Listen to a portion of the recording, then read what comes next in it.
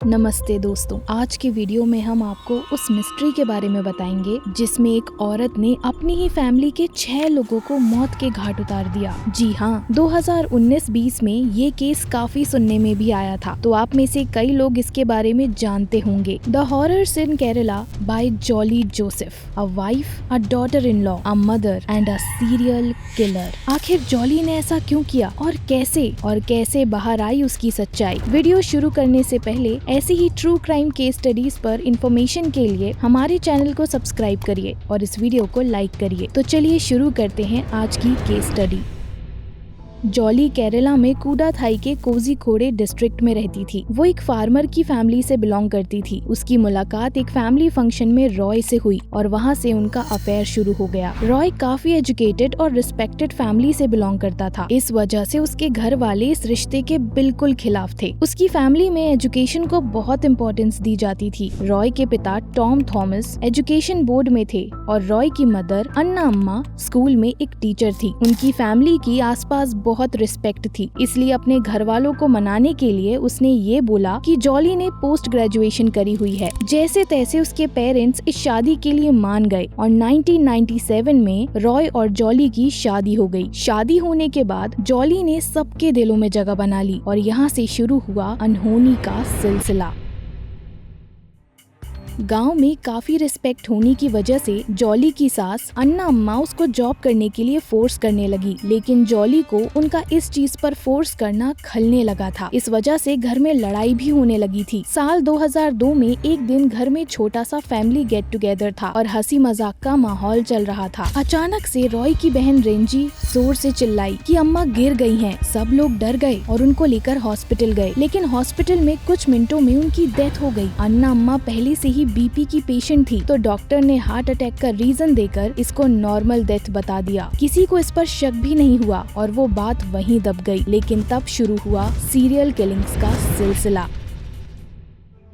Jolly ने घर को अन्ना अम्मा की तरह संभाल लिया था, लेकिन उसको ये समझ में आ गया था कि उनके जैसी रिस्पेक्ट के लिए उसको भी टीचर की नौकरी करनी पड़ेगी। एक दिन उसने अपने घर में ये बोला कि उसको MIT में 40,000 रुपए महीने में नौकरी लग गई है। ऐसे बड़े इंस्टीट्यूट में नौकरी की बात सुनकर उसकी इज्जत बहुत ज्यादा बढ़ गई। धीरे धीरे टाइम बीतता गया और जॉली की मुलाकात MS मैथ्यू से हुई, जो अन्ना अम्मा का भतीजा था। उनके बढ़ती दोस्ती टॉम थॉमस को पसंद नहीं थी और उससे मिलने के लिए उन्होंने जॉली को मना भी किया था। टॉम हर शाम एनर्जी के लिए एक मशरूम कैप्सूल लिया करते थे। उस दिन भी जॉली ने उनको एक मशरूम कैप्सूल दी, जिसको खाकर ही उनको घबराहट होने लगी और वो बाथरूम में गिर गए। हॉस्पिटल लेकर जाने के कुछ देर बाद ही उनकी डेथ हो गई और डॉक्टर्स ने फिर से इसका रीजन हार्ट अटैक ही बताया। दोनों हस्बैंड वाइफ की डेथ में 6 साल की गैप होने की वजह से किसी ने कुछ सस्पेक्ट भी नहीं किया और ये बात फिर से दब गई।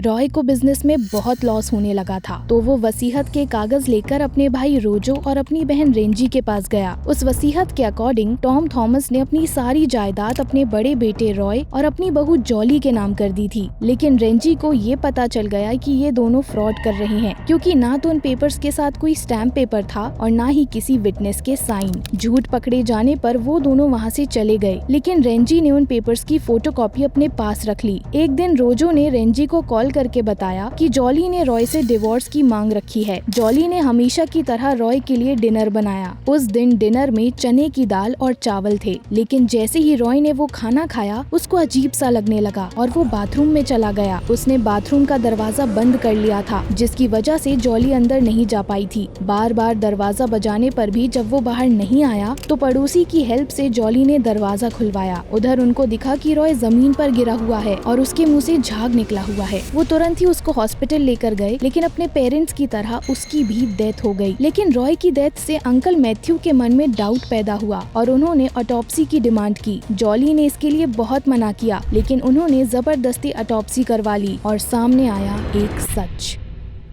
ऑटोप्सी करवाने के बाद उसकी रिपोर्ट्स में ये आया कि रॉय की डेथ साइनाइड पॉइजनिंग की वजह से हुई है। इसको सुनकर सब शॉक हो गए और अपने आप को फंसते देख जॉली ने फिर से झूठ बोला। जॉली से जब पूछा गया तो उसने ये बोला कि बिजनेस में बहुत लॉस हो रहा था, जिसकी वजह से रॉय कुछ खा पी नहीं रहा था और उसने साइनाइड लेकर सुसाइड कर ली। ये तो सब जानते ही थे कि लॉस तो काफी ज्यादा हो रहा था, जिसकी वजह से रॉय पर काफी कर्जा भी हो गया था। उनको जॉली का झूठ सच लगा और वो फिर एक बार बच के निकल गई, क्योंकि जब वाइफ ही फर्दर इन्वेस्टिगेशन के लिए मना कर रही है तो किसी भी फैमिली मेंबर ने जोर नहीं डाला। हालांकि पुलिस डिपार्टमेंट को इसमें खुद से जांच करनी चाहिए थी। इसी गलती की वजह से जॉली को अब किसी का भी डर नहीं रहा।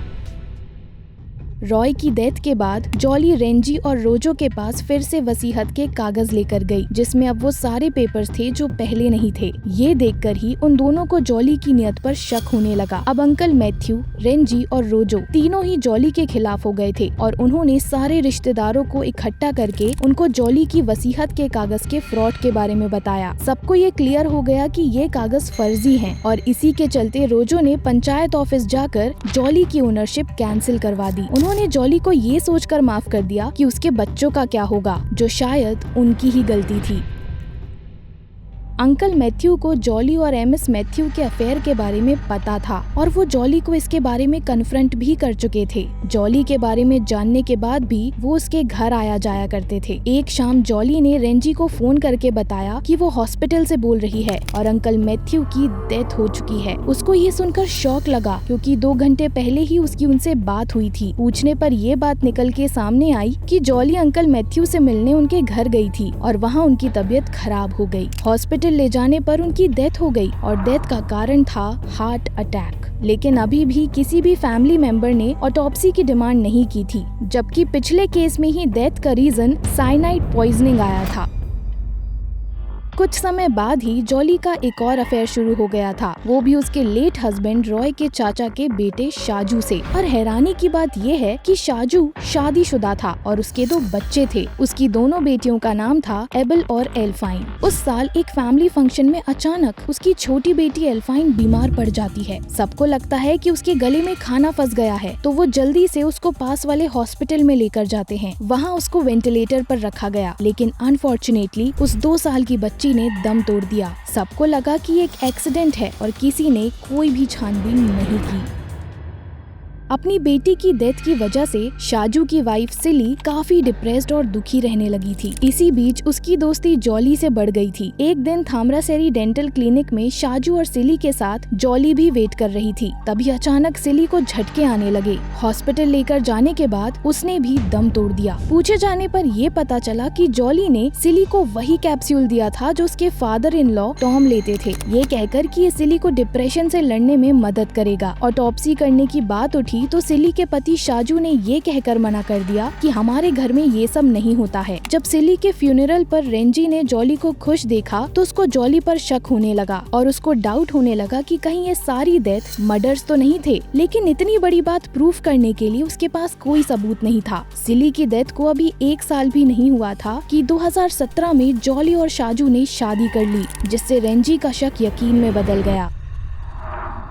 रेंजी ने रोजो से रॉय की रिपोर्ट्स मांगी, जिसमें उसने देखा कि रॉय की डेथ रात को 11:20 पर हुई है और उसकी पोस्टमार्टम रिपोर्ट्स में ये लिखा था कि उसके पेट में चने की दाल और चावल मिले हैं जो डाइजेस्ट नहीं हुए थे, यानी कि डिनर। उसको पता चल गया कि रॉय को जहर खाने में मिलाकर दिया था, क्योंकि साइनाइड जैसा पॉइजन बॉडी में जाते ही रिएक्ट करने लगता है। लेकिन जॉली ने कहा था कि रॉय ने खाना ही नहीं खाया था। उसने ये सारी बातें पुलिस ऑफिशियल्स को बताई और उन्होंने 10 लोगों की टीम तैयार करके इन्वेस्टिगेशन शुरू कर दी। उन्होंने सबसे पहले MIT में जाकर पूछा, जहां जॉली नौकरी कर रही थी। वहां जाकर उनको शॉक लगा, क्योंकि वहां कोई भी जॉली नाम का एम्प्लॉय नहीं था। और आगे इन्वेस्टिगेशन करने पर ये पता लगा कि जॉली सिर्फ 12th पास थी और उसकी सारी मार्कशीट्स फेक थी। पुलिस को सारे फैमिली मेंबर्स की ग्रेव खोदने की परमिशन भी मिल गई, लेकिन सारे रिलेटिव्स रेंजी और रोजो के खिलाफ हो गए, क्योंकि ग्रेव खोदना उनके रिलीजन में अच्छा नहीं माना जाता था। लेकिन वो दोनों दोनों भी अपनी बात पर अड़े रहे और फॉरेंसिक डिपार्टमेंट्स को परमिशन दी। लेकिन एक हर्डल ये भी था कि बहुत पुरानी बॉडीज होने के बाद केमिकल टेस्ट में साइनाइड का मिलना मुश्किल होता है। लेकिन फिर भी टेस्ट होने के बाद रॉय के साथ साथ एक और बॉडी में साइनाइड के ट्रेसेस मिल गए, सिली, जिसकी अभी रिसेंटली ही डेथ हुई थी। साइनाइड ट्रेसेस मिलने के बाद जॉली के घर की तलाशी ली गई। वहाँ पुलिस को साइनाइड की बोतल मिली और फाइनली 2019 में जॉली को अरेस्ट कर लिया गया। आप ये सुनकर शॉक्ड रह जाएंगे कि जॉली को साइनाइड सप्लाई करने वाला और कोई नहीं बल्कि उसका पहला लव अफेयर MS मैथ्यू था। शाजू जॉली के डिफेंस में सामने आया और रेंजी जॉली के दोनों बच्चों को लेकर घर आ गई।